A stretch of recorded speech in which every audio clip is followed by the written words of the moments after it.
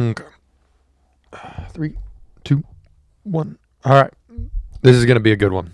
This is going to be a really fun one because I went down a crazy rabbit hole the other day. So I should preface this by saying I feel qualified to speak on the subject of cults because I myself did I join a cult? I guess technically yes, I did. Was I aware of it at the time? As everybody who joins I mean, I'm sure there are people who join cults consciously, but I was not aware of it at the time, and I didn't even think it was a cult. Like, let me explain. So I didn't even know this was a cult, that the thing that I joined, until I was watching this documentary on Netflix called How to Start a Cult. And I was watching it, and they were talking about, like, they'd done another series about like how to be a dictator, and they cover like how dictators rise to power, and it's very interesting. But they were doing the cult one of like how cults bring people in and cut them off from their families, and how they're super successful, and sort of these through lines that all these different cults have. And you're watching it going like, never fall for any of this, these bunch of suck. And then they started flashing all these different cults, and they flashed a photo of a guy named the Maharishi Mashi Yogi, who is the leader of transcendental meditation, and they're saying it's a cult. And I was like, oh no, I joined them in high school.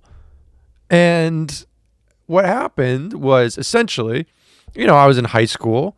I was I think, I was doing well as an athlete. I feel I was doing pretty well. And I had recently come into a position where I was going to be playing a lot more games, and I was starting to feel like the nerves and the anxiety getting to me. And so rather than, take prescription medications, I was like, let's go on a search for the Lord, baby. Let's go find peace and nirvana. So I hear about this thing called TM, and I'm seeing that like Jerry Seinfeld is doing it, the Beatles are doing it, Hugh Jackman's doing it, Ellen DeGeneres. So I'm like, if Ellen's involved, how bad can it be? I didn't know about the Guantanamo Bay she was running in the back of her show at the time, but she was America's favorite lesbian. Like, I'm thinking Ellen's involved, Jerry's involved, Hugh, Paul, the Maharishi, Mashi Yogi. They seem to be finding peace. So I'm going to go find peace. And for me, peace was in a large field in sort of the backwoods of Maine. And I originally, actually, my mom had to drive me to go to this person's house. And my mom drives me to this person's house. I'm like in high school at the time. And she drops me off, and this person brings me upstairs into the attic and then into a back room where it's just me and this lady. And my mom's not allowed in. She has to stay outside. And I ended up having to pay it. You pay like $10. I think I had to pay like $10 to do this little like initial thing where at the end you decide if you actually want to do it.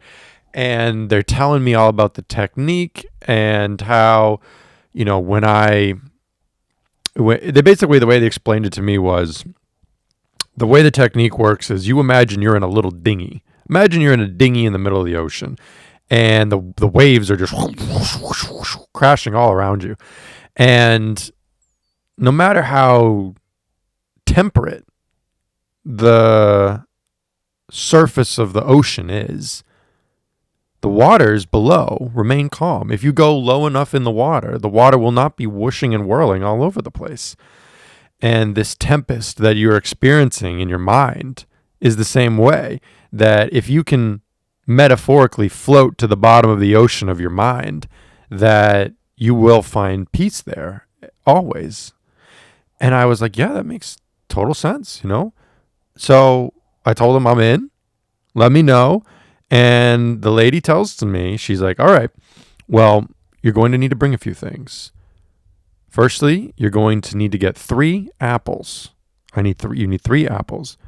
You need a white handkerchief, and you need $50 in cash. And I said, done. I mean, easy. I can get those things. And it was kind of expensive. $50 wasn't the only, like, there was a little bit. I think it's like expensive to join. Maybe it's like $400 or $500, but I got a student discount to join the cult. So I ended up paying like a couple $100, which I think is an incredible deal. A lot of these cults are very expensive. Like, I believe Scientology, like, you got to pay money to move up the ranks. One-time fee at this cult. I can't speak highly enough about the one-time fee. So I go and get my 3 apples, and I go and get my white handkerchief, and I get my $50 cash in singles.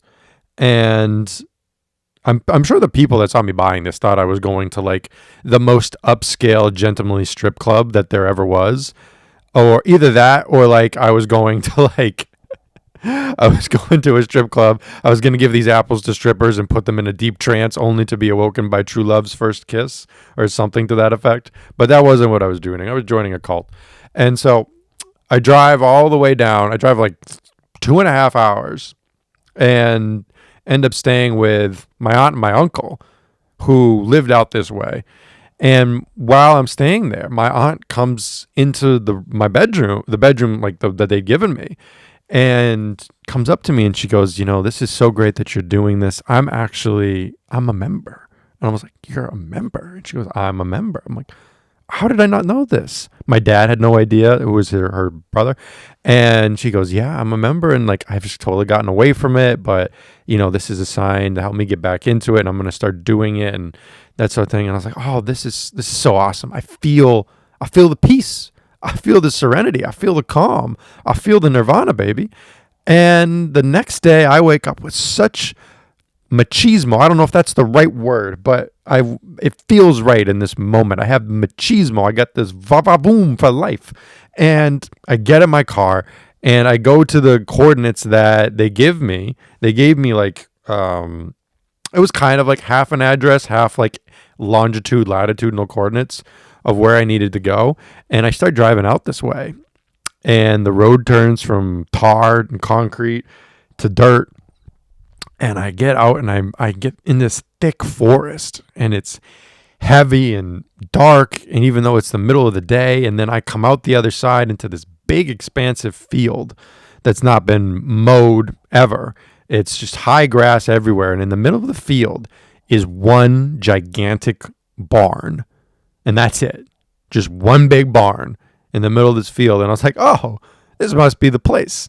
I cannot stress enough how at no point during this entire thing did I ever once question if I never felt in danger once. I have the survival instincts of a beached whale is what I took away from this entire experience. I drive up and I start to round the corner of the dirt road towards the barn. And then I see on the other side of the barn is like a Gone with the Wind style prairie house, but it's miniature. It's like a mini house. It's like 75% the size of a normal house. Everything's 75. The deck is 75% the size of a normal deck. The steps, the windows, everything is 75% as big. And waiting for me on the front steps are this old couple, these two people. And they look like the old couple from that painting where it's like the old guy and his wife and he's holding a pitchfork. They look like that couple. And they come down and they greet me and they embrace me and they're like, you must be Sam. And I was like, I must be. I must.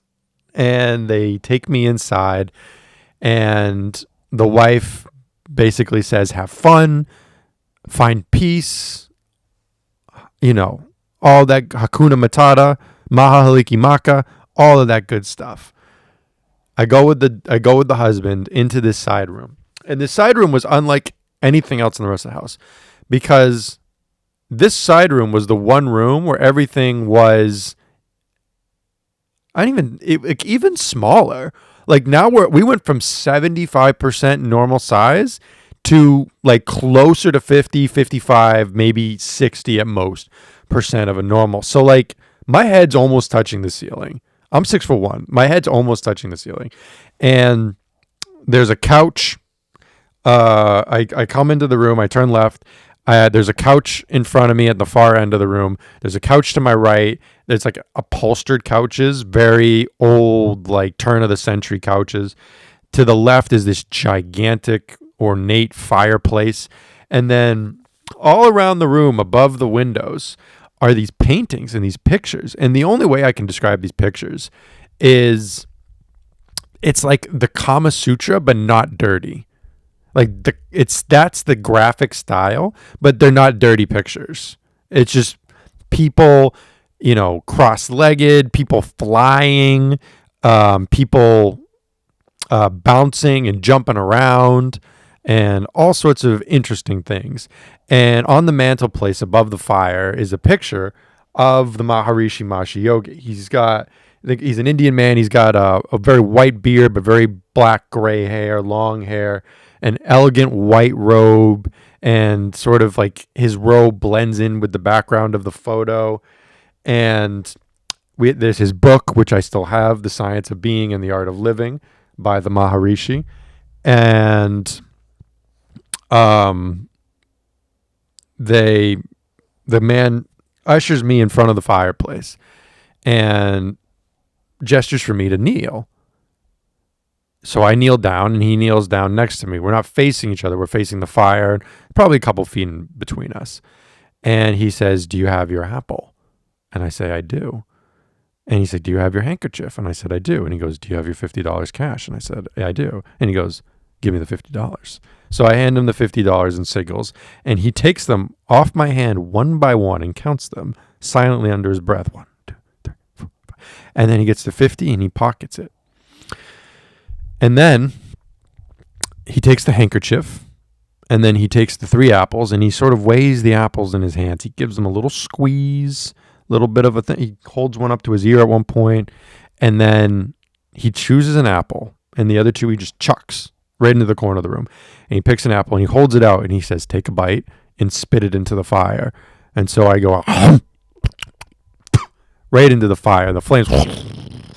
And then he takes the handkerchief and he dramatically flaps it out, like, and then he just dabs the corner of my mouth, which I thought was very polite. I was like, "Oh, thanks, dude." Like, I got some stuff on my face.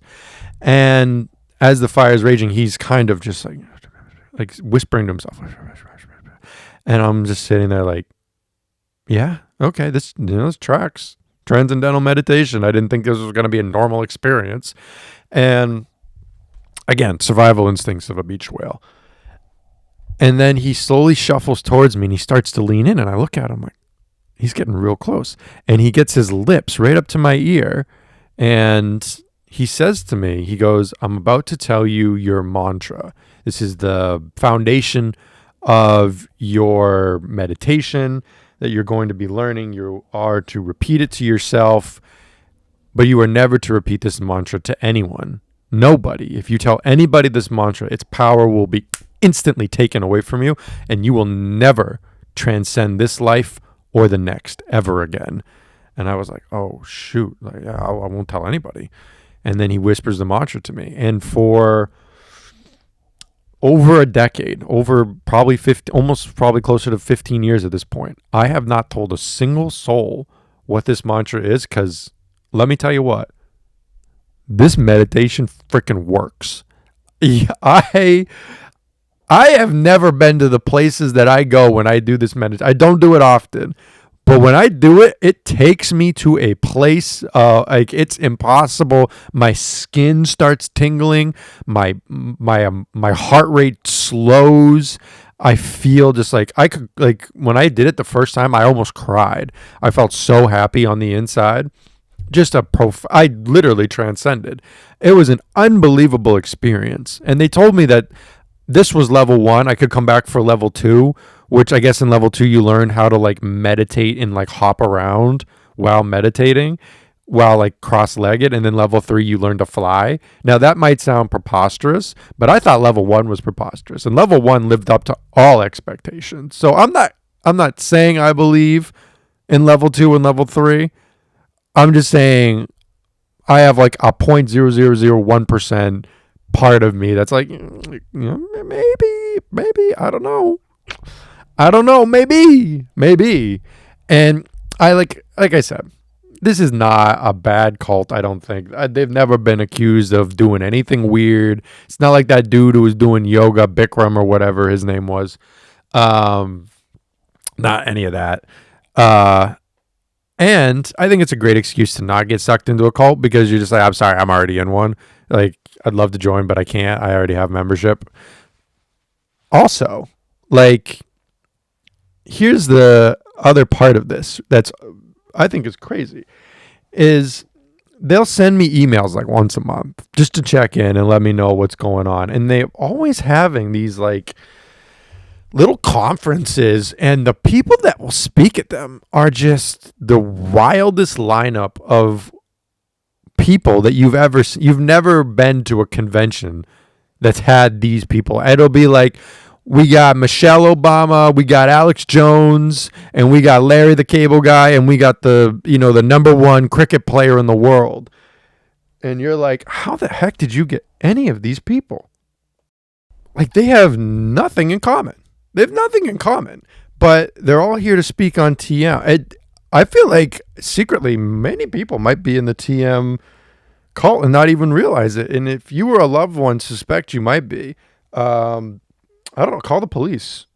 Call Cash Patel. Call somebody. I don't know. If you see something, say something, folks. But I say all that to say that I understand the cult stuff. So to get on what I actually wanted to talk about was I saw this interview the other day. There's this group of people in China called the Falun Gong, and the Falun Gong or the Falun Dafa or Daka. One second. The Falun Dafa or the Falun Gong.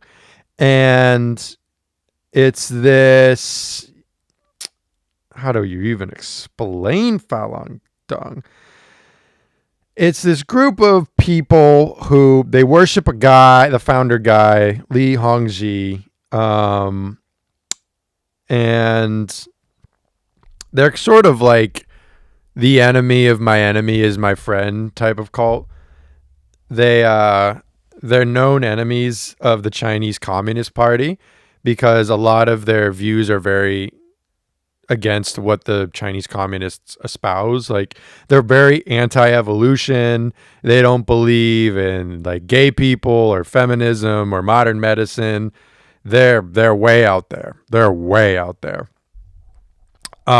Big time down the rabbit hole. But they came out of this movement in China in the 90s called Qigong, which was a system of coordinated body posture movements and breathings and meditations, and it was like kind of like Tai Chi a little bit, but it's like if Tai Chi is how do I put this? What's a good way to put this? If Tai Chi is Kraft mac and cheese, then Qigong is like homemade mac and cheese. It's not the cheese is a little thicker. It's tougher in your mouth. It doesn't quite have the kick of Kraft, but I guess it's mac and cheese. You know what I mean? Like, it's mac and cheese, but it's not the mac and cheese you grew up with. I think that's the best way to explain Tai Chi to Qigong. And Falun Gong has elements of Qigong. They have like the 5 postures. It sort of looks like they're doing some sort of like Chinese YMCA type deal. But they claim, like, they think they're like 70 million strong, which is a lot of Falun Gongers out there. And they, face enormous amounts of persecution in China. And one of the things that seems to be coming out is that for a while, China was accused of harvesting people's organs, which obviously they say they're not doing. But there was this Falun Gong dude who was able to escape and went under x-rays or MRIs or whatever they would do and found like these part of his lungs are missing, part of his liver's missing. And I guess a lot of these people in Chinese labor camps are Falun Gong members. They just get kidnapped and they've been stealing their organs, apparently, which is crazy to think about. And so the dude who leads the movement, Lee, he had to flee. Had to flee because they were coming for he, and he's fled to where anyone would want to flee in that situation, and that is Dragon Springs, New York, where he has amassed an enormous compound. They got one of their symbols is the Dharma wheel, which is sort of like looks like a bit like the swastika, predates it a little bit, different meaning, but they got that on the outside, and they run they run a news outlet actually called the Epoch Times. I don't know if you've ever heard of the Epoch Times. This little cult is this Falun Gong cult is behind it, and they just interviewed Mike Rowe. I don't know if people saw that. They interviewed Mike Rowe on trade stuff, but Mike Rowe from Dirty Jobs. They're all over the place. They're making moves, and they're very industrious, clearly. And they have started a dance troupe, Shen Yu, which is unbelievable. Let me tell you something. Those little Qui-Gon exercises may look like they may look like nonsense, but these people are incredibly athletic, and they're flipping and flying like crickets everywhere, just splits, and you'll see them bust out a few of these poses. One is sort of like imagine you're doing the crocodile mouth thing with your hands, but you're all the way open the crocodile mouth all the way. That's one. And then there's another one where you're doing like the Arnold boom, boom, fire, power, like that thing. We're going, the Usain Bolt. You know how Usain Bolt, when he would celebrate the 100 meters, he'd go, woo, like that with the pointed fingers. Just get all your fingers out. That's a move. That's Qui-Gon. That's Falun Gong. Little did you know. The name of that move, the Usain Bolt, that's Buddha showing 1,000 hands right there. The big alligator, that's penetrating the two cosmic extremes. And I would assume the two cosmic extremes would be something like, yin and yang, Burger King and McDonald's maybe, up and down, left and right, dark and light, gingers and albinos, whatever, So that's all going on. And they got this incredible dance troupe that is about to do, I believe, a tour of Germany, I think I saw, which is crazy because Germany's in the middle of one. They're on one right now. They've been going, I don't know if people have seen this. Let me get this right.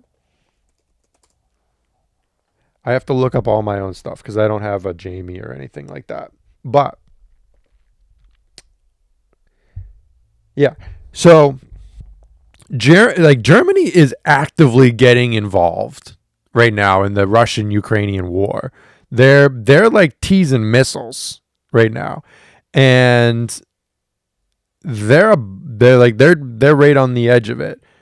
And while this is going on, and while the German people are doing all this, these Falun Gong people are about to come, and it's like river dance. It's like Chinese river dance. I saw a similar show called, and now I'm kind of wondering if maybe I should look into whether or not they're a cult. I think they just do Kung Fu.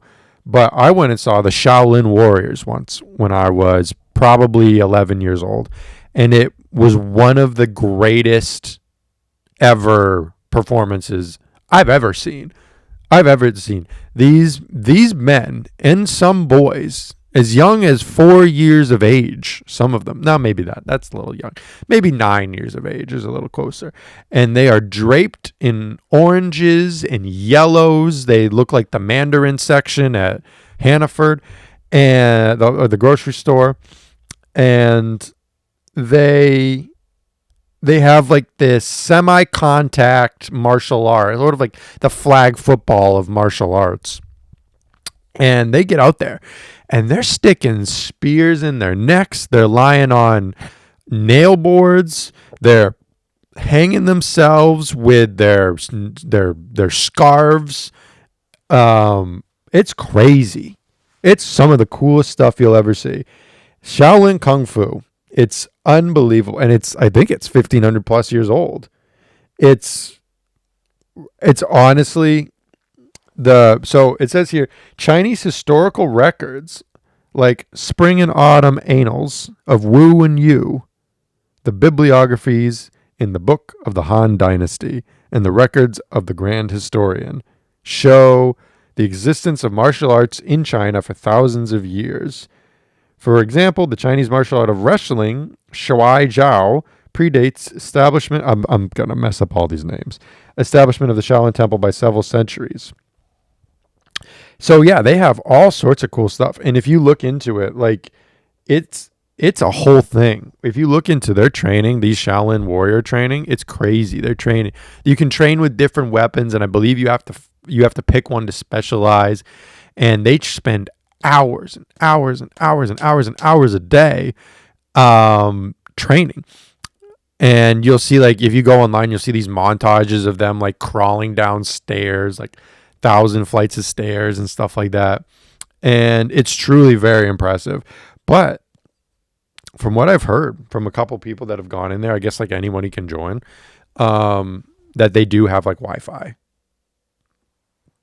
And they do have like some modern amenities, and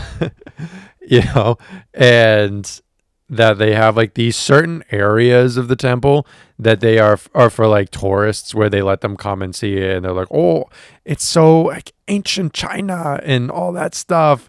And then in the back they got like a pool room, and they're shooting billiards, and they're on their phones and all that sort of stuff. So it's not, let's not totally believe our eyes, but it would be very interesting. I know the Shaolin Warriors would win, but it'd be very interesting to see the Shaolin Warriors fight the Falun Gongers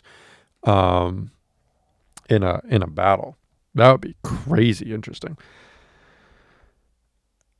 The guy that they have on the Wikipedia page, is Jackie Chan in this? It kind of looks like Jackie Chan. From especially Jackie Chan from like actually Jackie Chan is doing they're doing like a Karate Kid thing.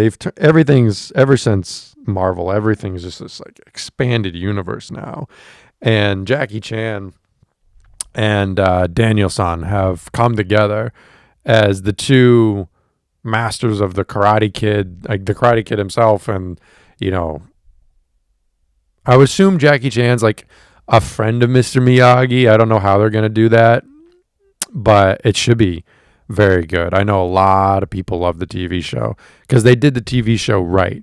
Doing a TV show right it's so easy, and it baffles me how many people can't do it well. Like, a story structure is not hard. And if we look at TV and we look at movies nowadays, they mess up basic story structure so easily. So let's look at Disney, for example. So they've been doing a lot of remakes of a lot of these old cartoons. So Disney had this golden age of cartoons where they were cranking out like Little Mermaid, Lion King, Aladdin, Mulan, a lot of these type of cartoons that we all know and love, and that generations grew up on. And the guy that was behind a lot of them, I'm going to get his name here in a second, but he was a Broadway guy, and he very unfortunately, sort of towards the end, I believe, while they were making Aladdin, he died of HIV, and he had come up with this entire system. One second. Disney writer who died of HIV, who did musicals and the cartoons like Aladdin.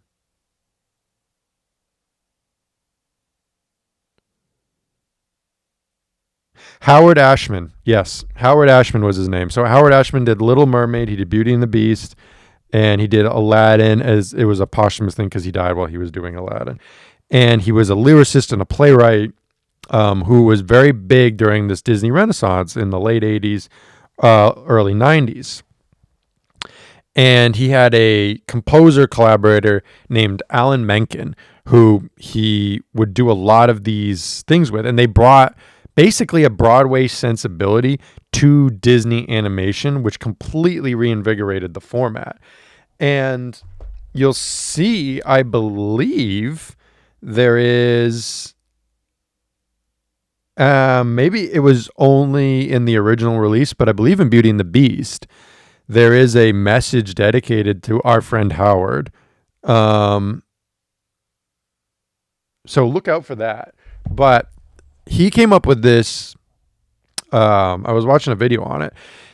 He came up with this format for these movies where basically people talk, and then when whatever's happening becomes too emotional to talk, they start to sing. And whenever things become too emotional to sing, they start to dance. And then when things start to calm down, then they go back to singing, and then they go back to talking. And so it's this logical, I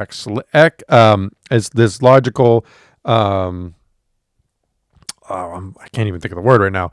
Escalation, a logical escalation and the de-escalation within the story, and that these musical numbers hit very important points in the story, right? So when you have beauty and like let's take Mulan for example. So Mulan, the music is a vehicle within the story to tell the story. So it starts off with they'll bring honor to us all, where they sing about how she has all this pressure on us to bring honor, and then everyone knows like I'll make a man out of you, a girl worth fighting for, reflection. These are big songs, but if you notice that the songs are only in the beginning of the film. After they go to war, they finally go off to war and they sing a girl worth fighting for.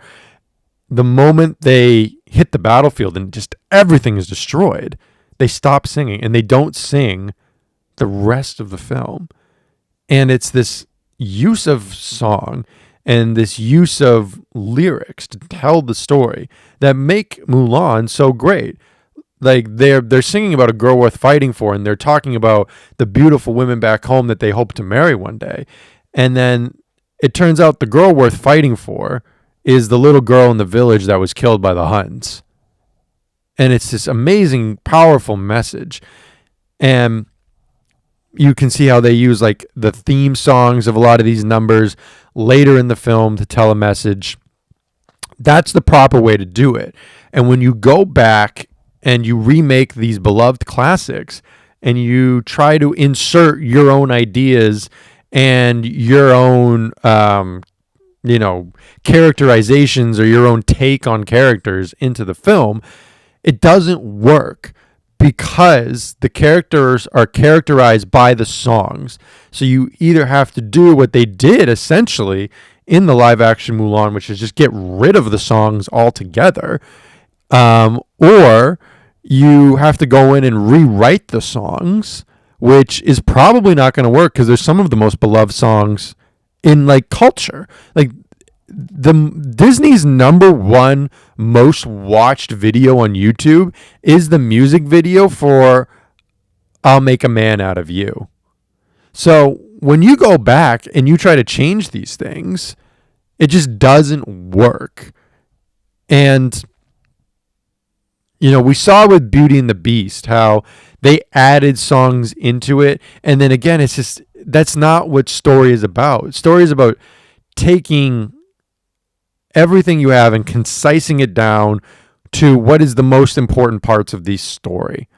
And you just sort of add all this extra fluff in, and maybe some people like the songs, but as far as the overall narrative of the film, it just doesn't work. And I think that's what's been seen of. There's really been no success for any of these remakes.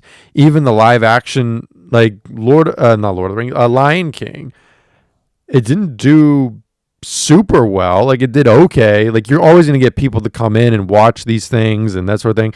But if you look at what they did with, say, like Winnie the Pooh and Christopher Robin, that's the way to do it.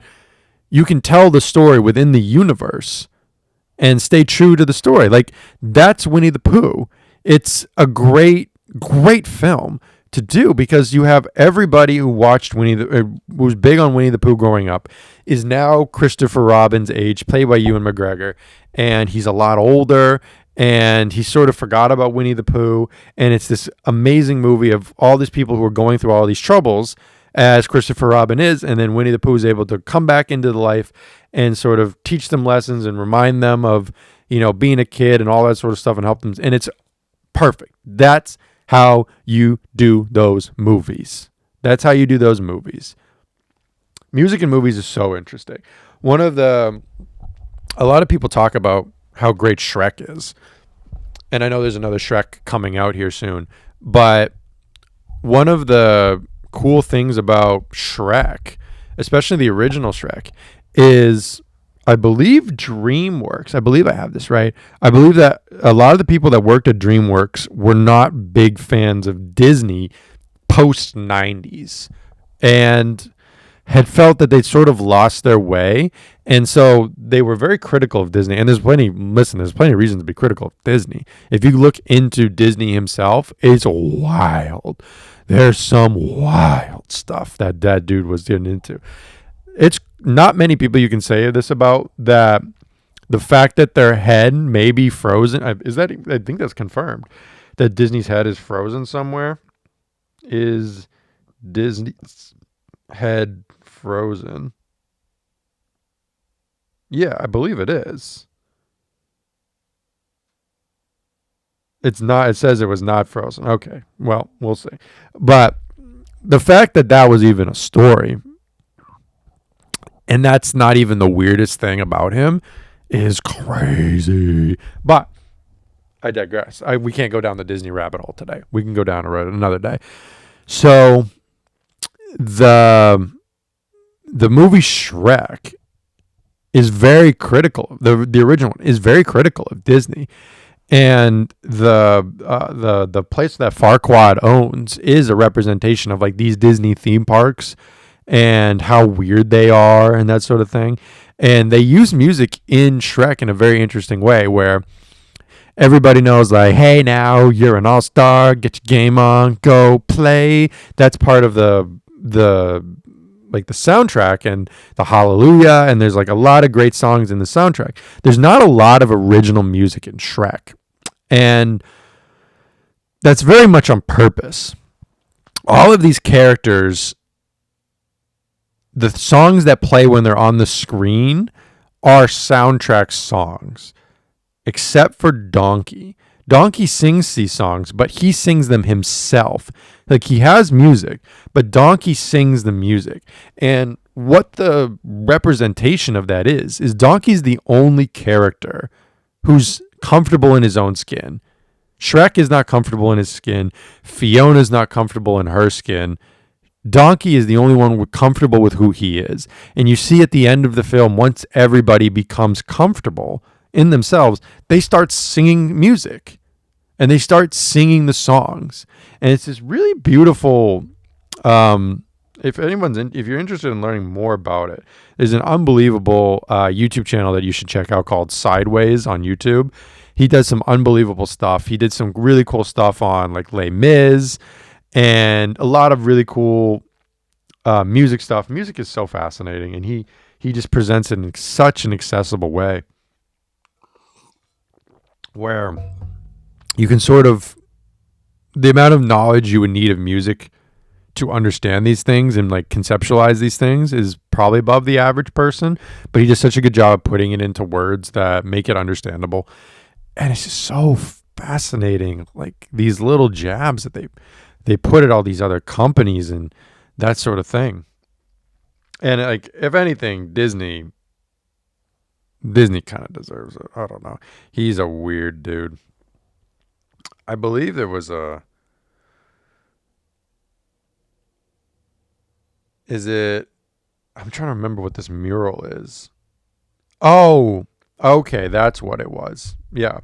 So at Disney World in Florida, if you go to Disney World in Florida, there is a mural at Disney World Resort's Cinderella. I believe it's in the Cinderella's castle, and you'll see it. It's this mural done of Cinderella, and she's in this white dress, and she's got her blonde hair kind of pulled back.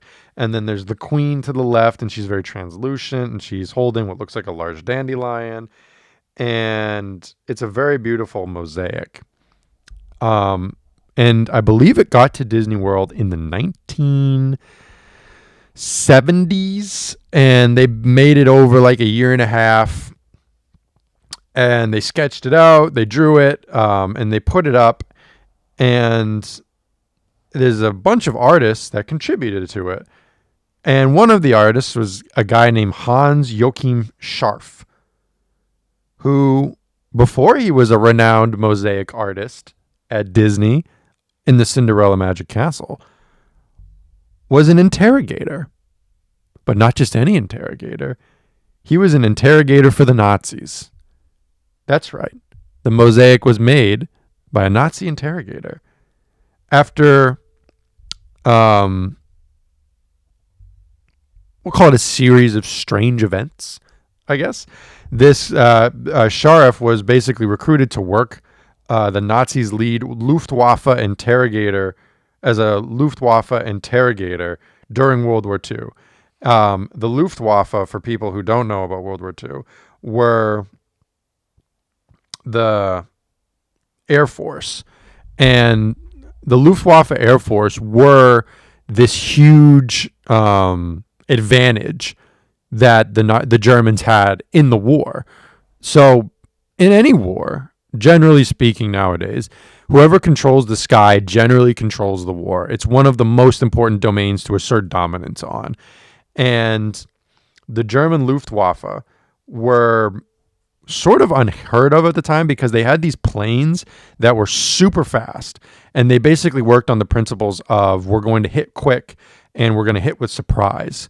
And I talked a little bit about this last week with the Nazis, but when they eventually came to England and tried to invade England, one of the issues that the Luftwaffe ran into was they were trying to defend these bombers. So if the Luftwaffe can attack at, I think it was like 350 miles an hour to 300 miles an hour, now the bombers can't go that fast. So now the Luftwaffe, to stay with them, have to go like 200, 250 miles an hour. And that basically takes away one of the main strengths. And the British RAF are essentially able to repel them. There's a lot of reasons why. One of the big ones was that the information that the Luftwaffe command, Goering, was receiving was not accurate. Like, the people feeding him information were telling him that they were doing way better than they actually were doing. And the RAF had this defense signaling where was, I believe, put up around the entire coast of England at the time that would alert them to the fact that the Luftwaffe were coming.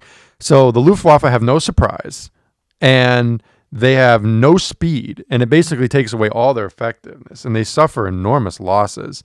They at one point do start to bomb a lot of these radar systems, but because their intelligence on the matter was so bad, they didn't even realize that they were actually starting to succeed, and they pull off their plans and start doing a different assault, and it just doesn't work out. Endlessly fascinating. I forget the name of the guy who was feeding the intel, but he was completely lying. I don't know if, like, that position is tough because you basically work for psychopaths.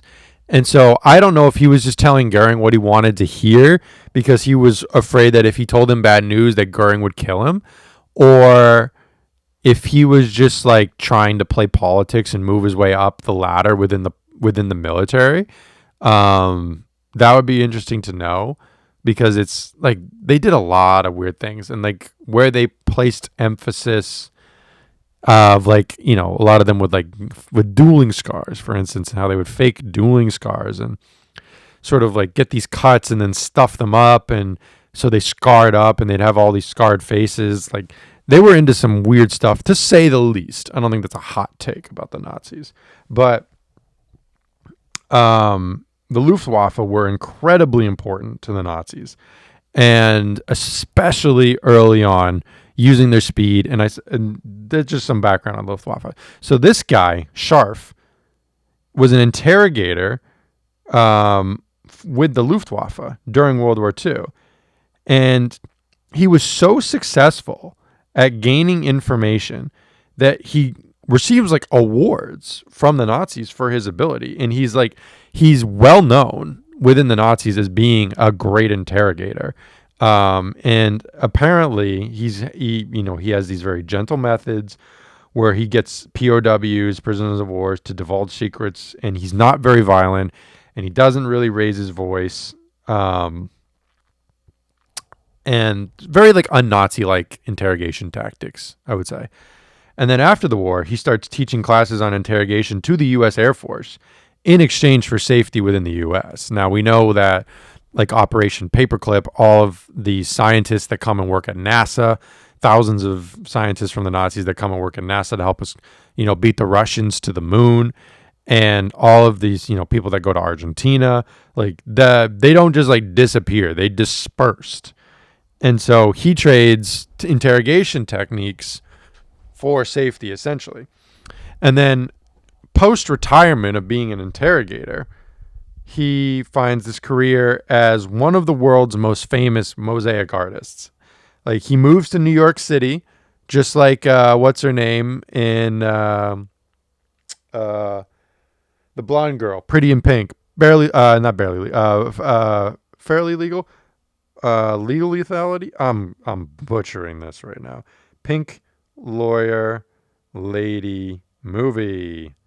Legally Blonde. That's what we were. Elle Woods moves to New York City like Elle Woods does. I believe that's where she moves. And pursues his true passion, which is mosaic art. He gets there and just instantly successful. He's earning money like crazy. And he has Hans Scharf Designs. And then he moves to LA. Like, this is the Gone Girl story right there. This is a little Polish boy who moved far away from home and had a brief interlude as a Nazi interrogator, and now has moved to the big city to pursue his dreams of mosaics. And he did other stuff. He did the marble floor within the California State Building, the State Capitol Building. He did the entry ramps at Epcot Center. He did the Eagle floor at USC. His work is in tons of different like homes and hotels and schools and churches and stores and all stuff all across the world. And his most famous work is at Cinderella's castle in Disney World.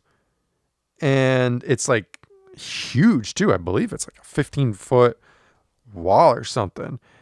And he personally like hand cut and shaped the whole thing, and it's pretty crazy.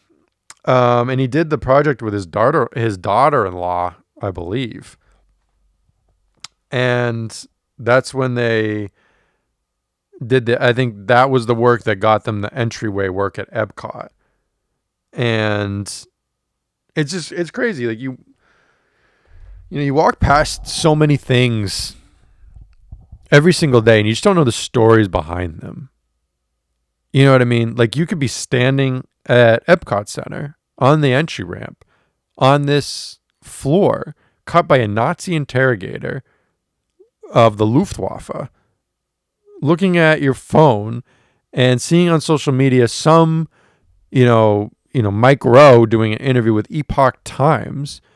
And all people think is I'm standing at Epcot Center watching an interview with Mike Rowe, not knowing you're standing on marble cut by a Nazi Luftwaffe interrogator, looking at Mike Rowe from Dirty Jobs being interviewed by a cult-controlled news organization from China who have very anti-CCP, crazy, out there views that have got them persecuted in China and allegedly are getting their organs stolen by people there. And people just don't know. I guess that's a lot to take in. But You just never know where you're standing. I remember I got to go to Europe a couple times in my life, and there was this one time uh, I was traveling, and there was this sort of this hill. I was in Eastern Europe, and there was this hill, and I don't know. I got this weird feeling on the hill, like sort of feeling like I could, like I could rip a pumpkin in half with my bare hands. Just felt like I could, I could punt a frog into the atmosphere. I could turn a frog like a balloon animal or something, and I couldn't figure out where this feeling was coming from. And I walked to the top of the hill, and I see this plaque, and the plaque says that on that hill, Alexander the Great gave a speech to his warriors, apparently, before an epic battle. And you can stand there where Alexander stood, and you still feel the aura all these years later. You still feel that. And I can't imagine what it must have been like to be in his armies at the time. If that's what I'm feeling residually thousands of years later, like there's no way they're losing. I could have won that war right then and there. I would have gone out there. I could have gone out there butt naked, and they couldn't have done nothing about me. I would have been a problem on the battlefield, let me tell you. And you feel that when you go places, and like vice versa. When you go places, there are certain places you go and you feel the opposite. Like you feel this dark energy come over you. Like Gettysburg, I've heard, is a place where if you go to Gettysburg, and we don't even like, there's certain places like you go to concentration camps, you feel it, and that's a very obvious place to feel evil energy. But Gettysburg is one that I've heard a lot of people talk about. Like they went to Gettysburg and they felt this, like they felt something in the air that was not normal, and just this darkness. And I think about that sometimes, of that war specifically, and what it was over, and just there was this period of war where the weapons were just so preposterous, and our defenses and our tactics were so laughable. Like we were conducting tactics that were made for battles where the biggest weapon that you had to worry about was maybe swords, shields, spears, javelins, bows and arrows. But you had armor that could kind of defend you against some of it if you had it, that sort of thing. Apparently armor was quite expensive. Like knight's armor was not cheap back in the day. We're talking a few $100,000. But we had these very outdated tactics, and yet we had this weaponry that was so advanced that we needed new tactics. And I'm not a Civil War buff by any stretch of the imagination, but just the way they would march out there, and the injuries, and having to do amputations on the field, and they can't put you under for that amputation. They're just gonna have some dudes hold you down, and they'll probably maybe give you something to put in your mouth to bite, and they're just cutting your arm off, and that's how it gets amputated. It's none of the stuff now. It's brutal. You can't imagine the suffering that happened in those trenches, but also the bravery that happened. And, what Joshua Chamberlain did at the Battle of Gettysburg is one of the most heroic, brave things that's ever been done in American history, and was one of the moments that, if you look at moments that swung the war in the favor of the Union, there's many things that factored in, obviously, but that was a pivotal moment in the war for us. That, if that doesn't happen, who's to say what happens after that? Um, and logically, I would think going to a place where we ultimately won this victory for our country, and I would say for humanity as we progress closer to freeing slaves, that you would feel sort of that the sadness, but also the triumph. And I've heard from a lot of people, you just don't feel that. And I think about that a lot, of just the energies that get left over. This is a little bit of an out there idea. And this kind of gets into the multiverse of madness, I guess you want to call it. But I was thinking about this the other day. So there's these trials going on with DMT, where they're trying to map the DMT realm over in England. And it seems pretty effective in the sense that like they're able, like people are having very similar experiences when they're on DMT, which is crazy to think about. But what I was thinking about is when we have dreams, right? When we have dreams, sometimes they don't like make any sense. But if there's this theory out there, and if the theory is true, that there's multiverses of us, and that every iteration of us that exists, like there's an iteration of us that exists. Like there's an iteration of me that's 6'2", and there's one that's 5'2". There's an iteration of me that is dead already. There's iterations of me that live to be 150. Every iteration of you exists in that theory. And if that's true, then what if dreams are just the collective conscience of our being across all of these multiverses, sort of uniting, and we're getting like our brain is taking a moment to peek in on other versions of ourselves to see what's going on, because we know that during sleep our brain uses that opportunity to solve problems. If you're trying to learn, one of the best things that you can do is to take a nap. Like you try to learn a skill, do your little thing, and then go take a quick power nap. And during your sleep, your body will save, quote unquote, a lot of the information and work out these little glitches. Like if you've ever had to learn piano or sports skill, and there's been like that one place that one moment in the piano piece where you just kind of it's not fluid. It's not flowing for you. If you go to sleep, your brain will work on that and try to fix it. And that's part of the learning process. And if that multiverse was true, and there is a collective conscious that you and every iteration of you can access, then what if dreams are just that part of you sort of looking at sort of stuff in your life and trying to figure out, like, how could certain things play out? How should I play this? And it's going and looking at different iterations of you to see how it plays out for them and that sort of thing.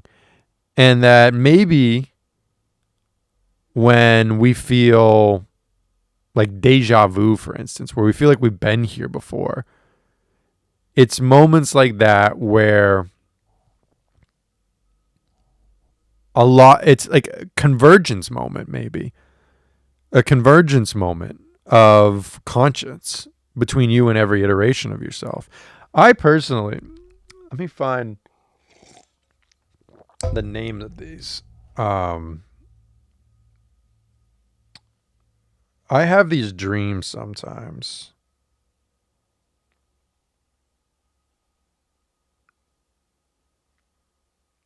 Precognitive dreams is what they're called. I have these sometimes where you have these dreams and things happen in them, right? And then they just kind of like, they sit in your conscience a little bit, they sit in your mind, and then you experience them in your life at a later time. And it's crazy. So like an instance I can say is, I had this dream one time about, I was playing hockey and some stuff happened and I gave up a goal, right? And I remember exactly where I was. I was at a very specific barn that I played hockey at. I was at this like hockey rink in a barn, and the team, I remember their jerseys and that sort of thing. And I had this in like middle school. Fast forward like a few years, I'm in high school, and I find myself at a rink in a barn. And I got this weird sense walking into the barn of like there was something familiar about it. And the team's jerseys that we were playing, I was like, it's something familiar. And we start playing the game, and I got into this game, and it was one of the only games I played my freshman year. And I got in, and there was this moment where my defenseman had the puck and the other team had gone for a change, and the defenseman was wheeling around the net to try to make a breakout pass to the far side. We were going to try to stretch past to the far blue line to spring a rush on the change, right? And I'm yelling at him, wheel, wheel, wheel, wheel. And normally this is a moment as a goalie you can let your guard down. But as he's going around the net behind me over my shoulder, I have this moment where it clicks in where something in my brain goes, I know exactly what's about to happen. I know what's about to happen. I've had this dream before. This kid is about to toe pick coming around the net, and he's about to shoot the puck on me by accident. I need to butterfly hard across the crease right now. And so I just did without looking. And sure enough, the kid toe picked and fired the puck on net. And I have had this happen to me many times. I probably have it happen 2 or 3 times a year, where you have these dreams and they don't feel like normal dreams. Like, you can have a dream that is just kind of kooky and weird and you're not really sure where it's going. And then you wake up and it kind of leaves you soon. But these are not like, that's not what these dreams feel like. These dreams feel very real, and they feel much more grounded in reality. And there's certain things about them that really stand out to you, and they happen. And it is a real phenomenon called precognitive dreams. And I believe it happens in a fairly large percentage of the population. And if you Google precognitive dreams, you'll have like these crazy stories of like, I read one of this woman who had one of rescue workers digging through rubble in New York like a few months before 9/11 happened. It's super interesting. And for this to happen is you have to have knowledge about the future that cannot be inferred from actual available information, right? So I have no idea that I'm going to get into this game. I have no idea that I'm going to go to this place and play. I don't even know this place exists at this point in my life. And that's what really qualifies it as a precognitive dream. And if you think about that in terms of just like the human mind and human consciousness and like what the human mind is able to do with like the placebo effect, and it's maybe one of the most studied effects, the most studied effect in science. And the thing that you're able to do with placebo is incredible. There was this study done by Ali Crum at Harvard, a former Division I athlete. I believe she was a hockey player, not a big deal. And she did this study where she gave milkshakes to people and basically told them, one's healthy, one's unhealthy. And what she found was like a big part of the body's response to the milkshake had to do with what they thought the milkshake was going to be. And you see this in medicine a lot, of people get painkillers, quote unquote, that don't do anything. They don't have any actual effect. But because the person using them believes they're going to work, they work. People are able to, convince themselves that they have diseases and start manifesting symptoms of those diseases. It's truly incredible. It's truly, truly fascinating what the human mind is capable of. And very scary too. And especially when you see how the human mind can split and just fall apart. It's very terrifying. And there's one thing that's interesting to think about with consciousness is, and let's think about this too. It's Good Friday, so we can talk a little bit about the Bible here today. It's Good Friday. In the book of Genesis, one thing that's super interesting is when they're talking about Adam and Eve's like original sin, right? They eat the apple and they suddenly become aware that they're naked, right? They become like conscious of themselves, self-conscious, which I think is an important thing to stipulate here, right? Is one thing I've always thought about with that passage is, when we look at like lion, if you look at like a lion eating a zebra on National Geographic, right? We don't look at the lion and go, the lion is murdered that zebra. That's a very sinful lion. Like we look at these animals and we go, that's the natural order of things. It's how God intended things to be. And it's brutal and it's beautiful and it's all these different things. But with ourselves, we hold ourselves to this standard of, we're not going to wrongfully kill people and that sort of thing, right? And we would all agree that when, like, for us, many cases, murder is very sinful. And I think it kind of goes back to this thing with Adam and Eve is it sort of seems to be the spawn of human conscience is what this story is talking about. A lot of the early Genesis story is very metaphorical and very symbolic of greater scientific concepts.